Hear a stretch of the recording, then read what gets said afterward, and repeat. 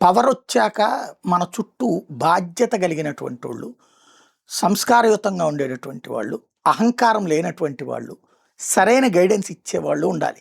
అలా కాకుండా నడమంత్రపు సిరిలాగా ఏది పడితే అది మాట్లాడేవాళ్ళు, అలా చేసే ఇలా చేసే అని చెప్పేటటువంటి వాళ్ళని కనుక పక్కన పెట్టుకుంటే ప్రమాదం. ఇప్పుడు విజయ్ని కొంతమంది సజెస్ట్ చేస్తున్నాడు, నువ్వు సుప్రీంకోర్టుకి వెళ్ళని.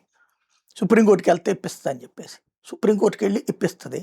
రేపు పొద్దున బల నిరూపణ చేసుకోమని చెప్తుంది సుప్రీంకోర్టు. అయినా 24 గంటల బల నిరూపణ చేసుకోమంటుంది.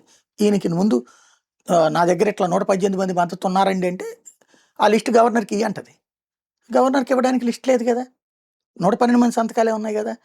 బయట నుంచి మద్దతు ఇస్తారంటే గవర్నర్ ఇచ్చేస్తాడు, ఇంక కోర్టు దాకా వెళ్ళాల్సిన పనే ఉంది.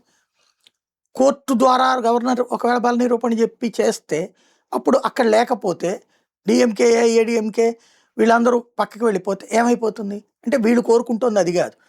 బల నిరూపణ పెట్టేసుకుంటే అప్పుడు మద్దతు అయితే ఇవ్వకపోవచ్చు, కానీ సభకు అటెండ్ కాకుండా కమ్యూనిస్టులు వాళ్ళని మేనేజ్ చేయొచ్చు.